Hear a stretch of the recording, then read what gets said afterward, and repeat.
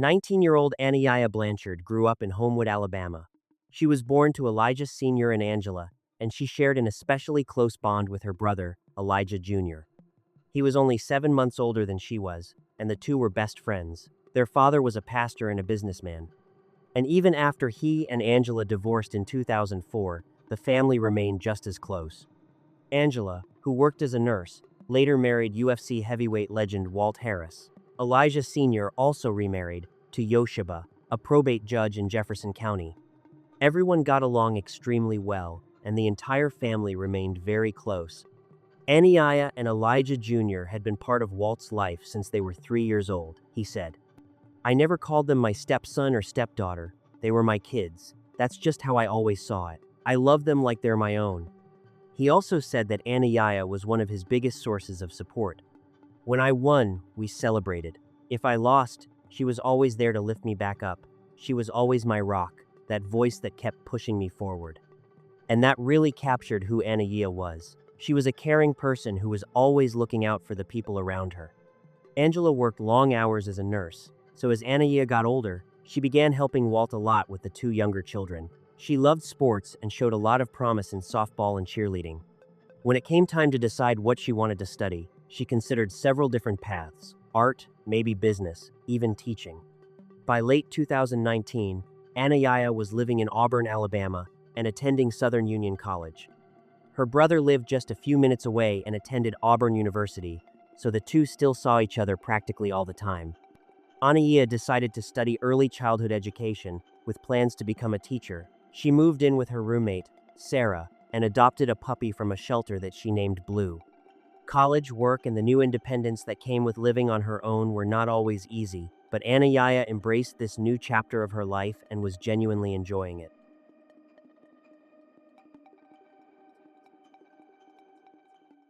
Anaiah and Elijah Jr. drove from Hamilton to Auburn to attend a funeral. The trip was about 180 miles, so as soon as everything was over, Anaiah wanted to get back on the road as quickly as possible. They still had about a 4-hour drive ahead of them, and both she and her brother had to work the next day. About halfway through the trip, they were passing through Birmingham and decided to meet up with Walt. He was there training for his next fight. Walt wanted them to stay. Anaiah was clearly tired, but she told him, "No, it's okay, Dad. I'll be fine." She hugged him goodbye and got back on the road. Elijah Jr. and Anaiah returned to Auburn at around 11 that night. She dropped her brother off at home, and he asked her to call him later. He lived only about 3 miles from her apartment. She was tired on the drive back. I told her to go straight home because she had to get up early in the morning. It had been a long day in every possible way, so as soon as Elijah Jr. got inside, he fell asleep. At 11:09 that night, her roommate Sarah texted her, "Are you almost home?" Anaiah immediately replied, "Yes." Sarah and Anaiah shared their locations with each other on their phones, and while this is a fear many people can relate to, Sarah said Anaiah was absolutely terrified of being kidnapped or killed.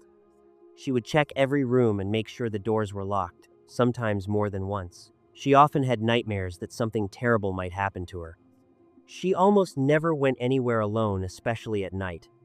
Sarah later messaged Anaiah again on Snapchat. By then, about 30 minutes had passed since she had last heard from her. "Did you go somewhere without me?" Sarah asked. About a minute later, Anaiah replied, "I'm smoking a blunt, LOL." Sarah immediately felt that something was off. She had never heard Anaiah say anything like that before. Even the fact that she used the word blunt seemed strange to her. "Who are you smoking with?" she asked. "Eric," came the reply. "I just met him." "Where?" Sarah asked. There was no response. By then, it was almost midnight. Sarah checked Anaiah's location one last time on her phone. It appeared that she was at a nearby apartment complex where mostly students lived. Sarah went to bed, assuming Anaiah had simply made a spontaneous decision to spend the evening with friends. The next morning, Elijah Jr. woke up and realized that the call he had been expecting from his sister never came. At 8 that morning, Angela tried to FaceTime Anaiah, but she did not answer. Sarah went into Anaiah's room, expecting to hear all about her late-night adventure and the mysterious man named Eric, but the room was empty. It looked as though Anaiah had never come home at all. Now it seemed that her phone was either turned off or that she had stopped sharing her location. Sarah told Elijah Jr. that Anaiah apparently had never made it home, and then she mentioned the name Eric. According to Elijah, his heart just dropped. If Anaiah had planned to go back out and meet someone, she would have told him. At least, he was certain she would have. They both contacted a local woman named Karina, whose children Anaiah babysat. Everyone knew there was no way Anaiah would simply miss work without saying anything. While Sarah drove around the area searching for Anaiah's car, her family had to make the call they had been dreading most. They called the police. 19-year-old Anaiah Blanchard was reported missing. Walt and Angela immediately got on the road. You can only imagine how endless those 2 hours in the car must have felt. At first, investigators said they saw no evidence that anything criminal had happened, but this behavior was completely out of character for Anaiah. No one close to her believed that she had simply decided to disappear and stop communicating with everyone. 48 hours later, her black Honda SUV was found near Park Place Apartments in Montgomery, Alabama, about 55 miles from her home. The vehicle was badly scratched and dented, but even more disturbing was the large amount of blood found inside.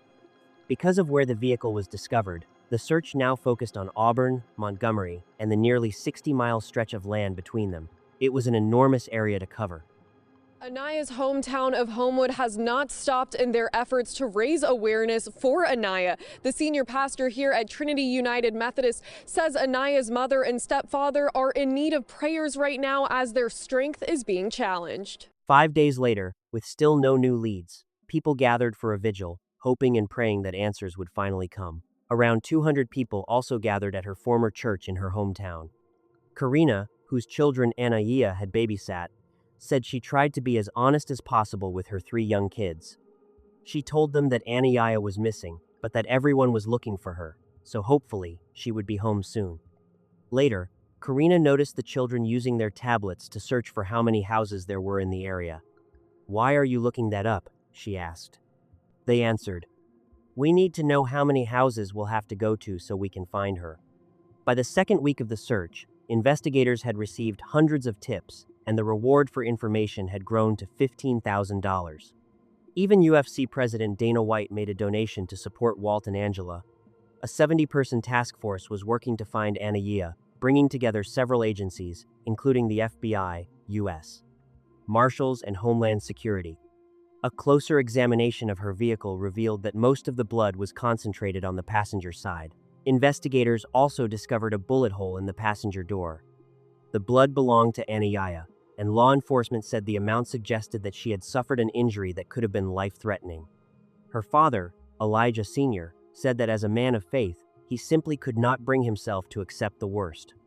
Even though every sign seemed to point toward a very different and horrifying outcome, he had to keep believing that his daughter would come home.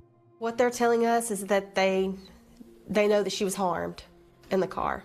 Blanchard's parents even meeting with the mother of Natalie Holloway, who vanished on a high school graduation trip to Aruba in 2005 and has never been found. That's my baby girl, so I'm a fighter by nature. It's not just my profession. I've been battling all my life, and I'm not going to stop battling for her right now. Walt described that feeling as a dark abyss that just grabs hold of you, like a weight you have to constantly fight against. Investigators were able to track Anaiah's license plate to a Chevron gas station in Auburn, just a few minutes from her apartment. Anaiah walked into the gas station shortly before 11:30 that night and stayed inside for only a few minutes. She bought a bag of sour cream-flavored chips and a drink. Angela said that was her favorite flavor. Tonight, the search is intensifying for 19-year-old Anaiah Blanchard. This surveillance video shows the last time she was seen, more than a week ago, late at night, inside this Auburn convenience store. Police found her car 2 days later, damaged and parked at an apartment complex in Montgomery. There's about 50 miles between Auburn and Montgomery, and so we're looking at that area specifically as the critical area where something took place. Police say evidence inside her car points to foul play. I love her so much, and I want her back so bad. And so I'm going to hold out hope. Anaiah's father says, watching the surveillance video, something about his daughter seemed off. It was almost like somebody told her to do something. What was so unusual about her body language? She was she looked kind of distant.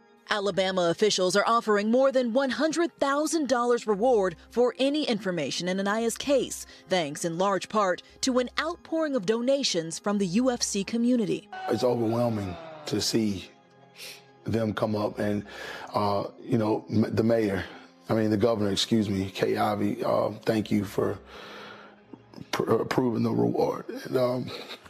Tonight, blue ribbons dot mailboxes around Anaya's hometown in Alabama as nearly a dozen agencies, from local police to the FBI, work to bring her home. That's our main goal.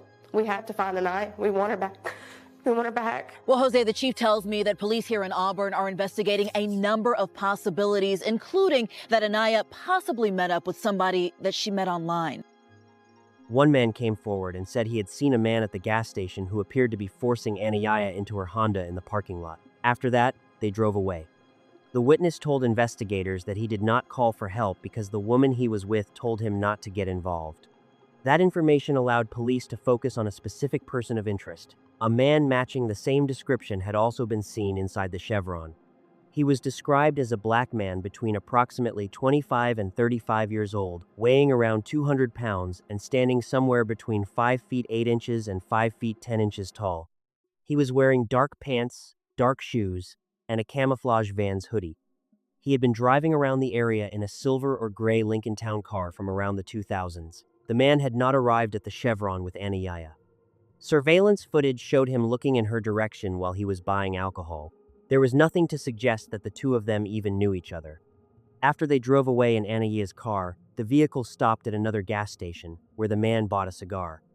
After that, Anaya's car disappeared from license plate recognition systems for about an hour. Then it was picked up again as it entered Montgomery. It did not take the Auburn Police Department long to identify the man, and now he had become the primary suspect. Police already knew him well, and he had been staying at a motel just a few miles away from Anaya. Eric turned out to be 29-year-old Ibrahim Yazid, a man with a long history of violent crime. In 2012, he tried to kill 2 police officers. In 2017, he was arrested for aggravated assault on a law enforcement officer.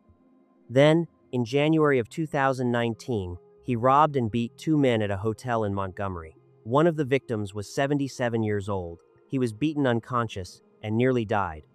Ibrahim Yazid was charged with kidnapping, attempted murder, and robbery, but he was released after posting bond. Now, a warrant had been issued for his arrest in connection with Anaya's case, which by that point was already being investigated as a kidnapping.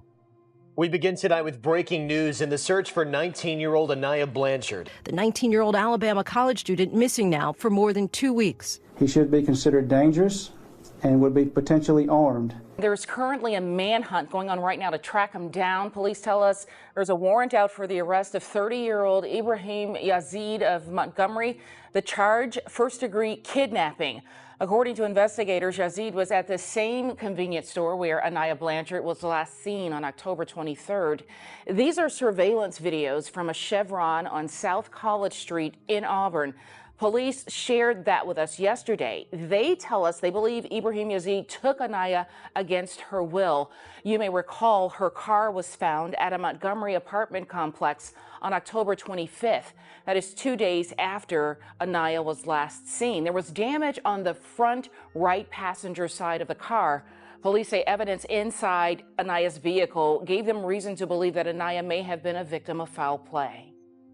Yazid is currently out on bond for charges of kidnapping and attempted murder from a previous case in another jurisdiction. Again, police are still looking for this man. Crime Stoppers is offering a $105,000 reward for information leading to his arrest and conviction. Anyone who sees him is asked to call 911. U.S. Marshals tracked him down in Escambia County, Florida. He had been hiding in the woods, and he did not surrender without putting up a fight. Breaking news. An arrest has just been made in the disappearance of Alabama teenager Anaya Blanchard. He was extradited and charged with first-degree kidnapping. He refused to say anything, and Anaya was still missing. Ibrahim was brought into court for a hearing. As he sat down, he stared directly at Walt and Angela. Walt said Ibrahim looked so smug that it took everything in him not to jump over the barrier and go after him. What I say to him, I don't even know if I can say it on national television, to be honest. But if he's listening, if he's somehow watching this, please tell the authorities where my daughter is. Please. We're still looking for Anaya, and that's what we want, is to find her. We need help finding her because we don't know. We have no information about where she is, and that's the most important thing to us right now, is getting her home. A Lee County judge ordered Ibrahim to be held without bond.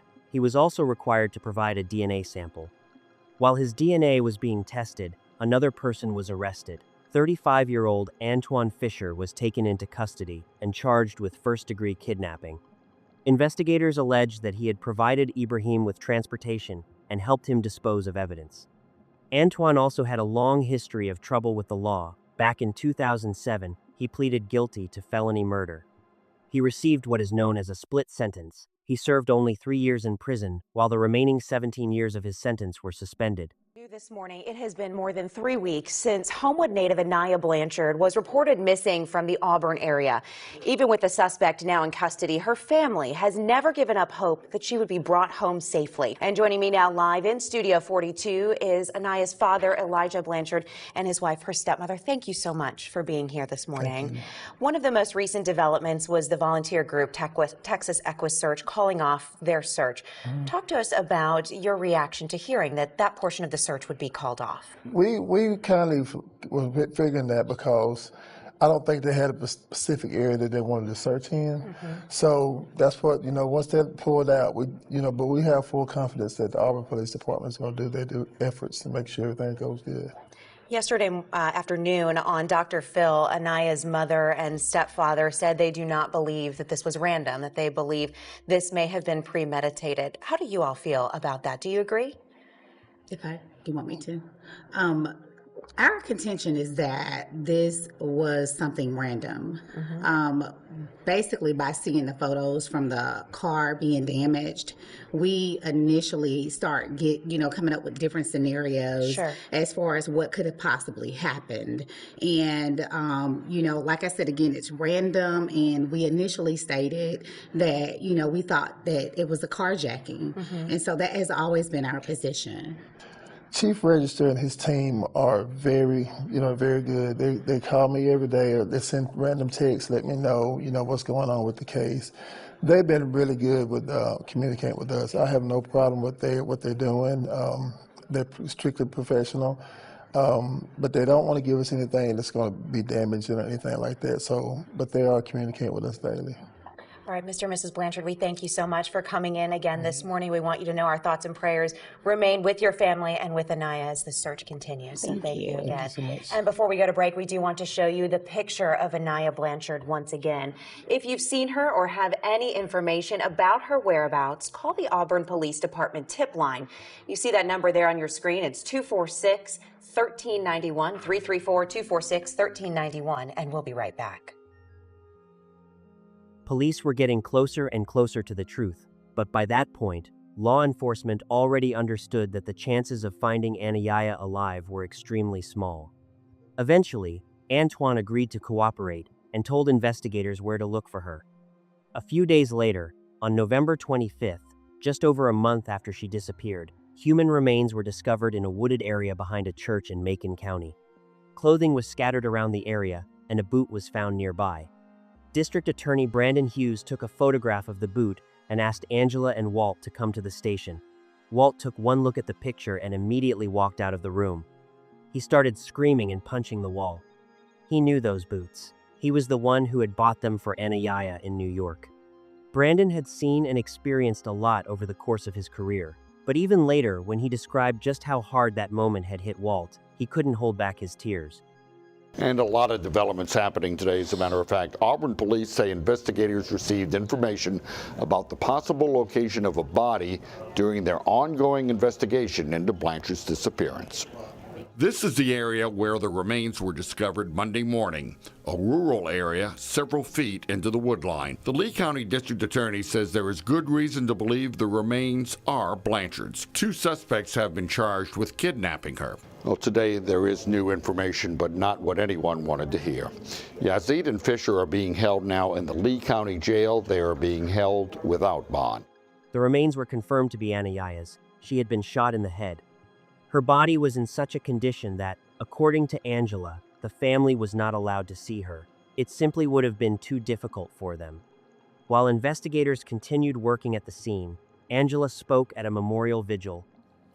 First, I want to address the parents. Parents, you never think that something like this is going to happen to your child. You prepare them, you think you've prepared them enough.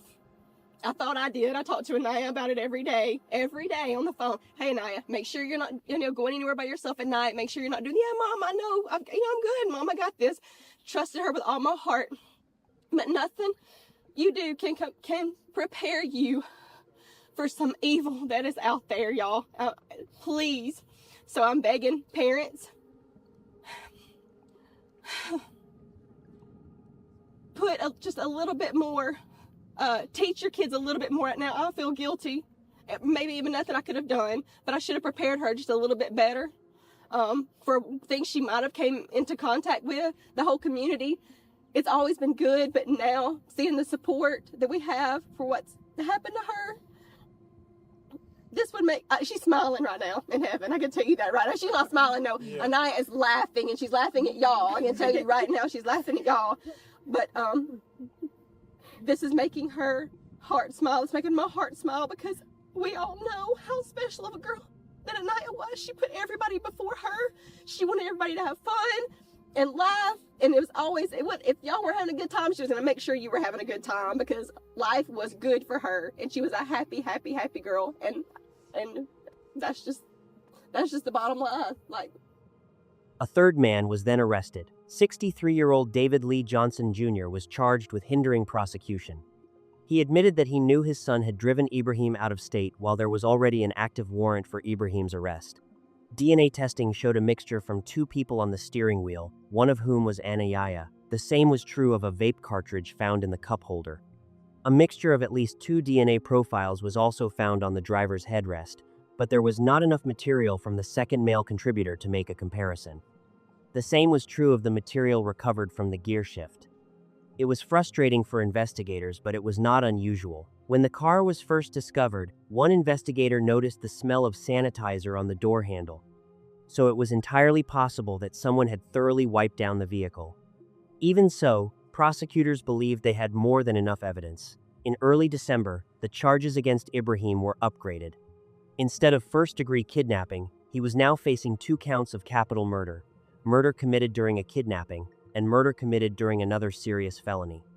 Despite the arrests of 2 other people, detectives made it clear that they believed Ibrahim was the only person responsible for the kidnapping of Anaya Blanchard. And according to investigators, he was also the only person responsible for her murder. Ibrahim pleaded not guilty, and the district attorney said there was no question that prosecutors would seek the death penalty. Every time Ibrahim appeared in court, he would smile, laugh, and openly stare at the people around him. At one point, he even snapped at the judge, insisting that they had nothing on him, while his own attorney tried to get him to stop talking. I'm innocent. No concrete evidence. To say he didn't care would be putting it very mildly. By the end of the year, the charges against Antoine Fisher had been dropped.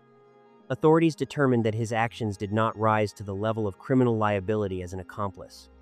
So, based on legal and jurisdictional grounds, his attorneys filed a motion to dismiss the case, and the court granted it. However, Antoine provided investigators with additional evidence against Ibrahim. He told them that Ibrahim had arrived at his house in a black Honda. The 2 then drove to the parking lot where Anaya's car would later be found. Ibrahim left the Honda there and got into Antoine's pickup truck. From there, they drove to a church near a wooded area. Antoine watched as Ibrahim pulled something wrapped in a blanket from the back of the vehicle. Then, he saw 2 legs. When Ibrahim got back into the pickup, he told Antoine that he had shot the girl after she tried to grab his gun. Investigators ultimately concluded that Antoine's actions were consistent with someone who helped after the crime had already been committed, rather than someone who had directly participated in the kidnapping. The charges against David Johnson Jr. were also dropped. Preliminary hearings were scheduled for April of 2020, but as everyone remembers, the pandemic and the lockdown restrictions changed those plans. Everything basically came to a standstill. While Ibrahim waited for trial, his aggressive behavior did not stop. He was charged after biting a corrections officer while in jail. He was also charged in connection with an older, previously unsolved case from 2018 involving the death of Stephen Hami. Stephen had been shot multiple times in a wooded area. He was taken to the hospital, but later died from his injuries. Ibrahim was also charged with the attempted murder of a woman who was shot in the face during the same incident that killed Stephen. Jury selection will continue tomorrow morning in the trial of Ibrahim Yazid. Of the 450 jurors summoned for the case, 105 appeared in court. Some of them will return tomorrow alongside others scheduled to be reviewed. The selection process could take up to a week. Homewood City Hall lit up in blue tonight in honor of Anaya and her family. During the trial, Anaya went to Homewood High. The city says this will go on for the next 10 nights as a symbol of remembrance, support, and unity. In March of 2026, 7 years after it all began, Ibrahim Yazid, who continued to maintain his innocence, finally went on trial. The defense argued that there was no direct evidence, no DNA, and no fingerprints that conclusively tied him to the crime. According to his attorneys, the state had essentially proven nothing. We have theories that he kidnapped her, we have theories that he robbed her, we have theories that he killed her, and that's all we have, his attorney argued. But a forensic expert explained that failing to find a DNA match on certain items is completely normal and, by itself, does not prove that Ibrahim was never inside the vehicle with Anaya. The case against him relied heavily on surveillance footage, witness testimony, and phone records. Although investigators initially considered the possibility that Anaya had met this Eric through a dating app, they never found any evidence to support that theory. Instead, the investigation suggested that what happened that night was completely random. He saw her alone at the gas station and chose her as his victim right there. Investigators also believed that he may have sent messages from her phone himself, trying to mislead anyone who would eventually begin looking for her. When it came to the kidnapping charge, prosecutors quickly adjusted the way they presented that part of the case in court. One witness at the gas station testified that they saw Anaya being forced into the vehicle, but there was a gap in the gas station's surveillance footage. The video showed Ibrahim getting out from the passenger side of Anaya's car and then getting back inside. Because part of the footage was missing, prosecutors could not say exactly what was said or precisely what happened at the moment he entered the vehicle. So, to prevent the defense from arguing that Anaya had willingly allowed Ibrahim into the car and that no kidnapping had initially occurred, prosecutors framed their argument differently. They said that even if she had voluntarily allowed him into the vehicle at first, the amount of her blood found on the passenger seat, along with the shell casing discovered near the door, showed that at some point she became afraid for her life. At some point, the situation was clearly no longer voluntary. A violent struggle took place, and Anaya was fighting to save her own life. Presenting the case this way allowed prosecutors to preserve the kidnapping charge, even if the defense continued to argue that she had initially let Ibrahim into the car willingly. Prosecutors believed that during the final moments of her life, Anaya may have tried to grab his gun in an attempt to protect herself, and that she was then shot. And that matched what Antoine said Ibrahim had personally told him. The capital murder trial for Ibrahim Yazid entering the final stages as the state and defense rest their cases in Lee County late today. Jason, today we heard from a forensic anthropologist and from the chief medical examiner in Alabama. They were both on site in Macon County where Anaya Blanchard's remains were discovered. Now, those remains were very scattered, and they worked together to evaluate 1,700 square meters of woods. The forensic anthropologist, alongside her team, worked to recover several different bones, including skull fragments, vertebrae, ribs, soft tissue, and teeth. While on the stand, she said based on the bone fusion, bone length, and shape and size of the skull, she was able to determine the remains belonged to an African-American woman in her late teens, saying they were consistent to Anaya Blanchard. Prosecutors called more than 40 witnesses, working step by step to reconstruct the events of that night and present the jury with all the evidence they believed connected Ibrahim Yazid to the disappearance and murder of Anaya Blanchard. Investigators, forensic experts, evidence specialists, and others took the stand, with each testimony helping prosecutors build a more complete picture of the case. The defense, on the other hand, did not call a single witness. Instead, Ibrahim's attorneys focused on challenging the prosecution's version of events and emphasizing what they believed was a crucial weakness in the state's case: that prosecutors had never directly proven Ibrahim's involvement in the crime. And just 6 days after the trial began, both sides rested their cases. The testimony had been heard, the evidence had been presented, and both sides had laid out their arguments before the jury. Now the case was approaching its most important moment, the jury's decision, which would determine whether prosecutors had proven Ibrahim Yazid's guilt. Deliberations yesterday. He was facing 2 counts of capital murder, but today the jury decided to go with lesser charges. The jury did not find Ibrahim guilty of the capital charges. Instead, they convicted him on lesser charges: felony murder connected to the kidnapping and intentional murder connected to the robbery, because he took Anaya's car and phone. As a result, the death penalty and life in prison without the possibility of parole were no longer on the table. Breaking news in a case we've been following for years: Ibrahim Yazid has just been sentenced for the murder of Homewood native Anaya Blanchard. In May of 2026, he was sentenced to life in prison. He received 2 life sentences, which he will serve concurrently. It was the maximum punishment the court could impose. His sentence does allow for the possibility of parole, but exactly when he will be eligible to apply will depend on how his sentence is structured. And even if he eventually becomes eligible for parole, that does not mean he will ever be released, especially given his history of violence. The district attorney said that day that justice had been served. I'm satisfied that the court imposed the maximum possible punishment for the senseless and brutal murder of Anaya Blanchard, life in prison. The severity of this crime demanded that sentence, and it is the sentence Anaya's family had waited many years to see. This case literally shook our community to its core. I want the response to this horrific crime to serve as a warning to anyone who thinks they can come to Lee County and commit violent crimes here. People like that will be dealt with here, and the consequences will be severe. Angela said, "My daughter fought against an extremely violent criminal. She fought until the very end, and ultimately, she helped get him off the streets so he could never hurt anyone else again. And that gives me a little bit of comfort."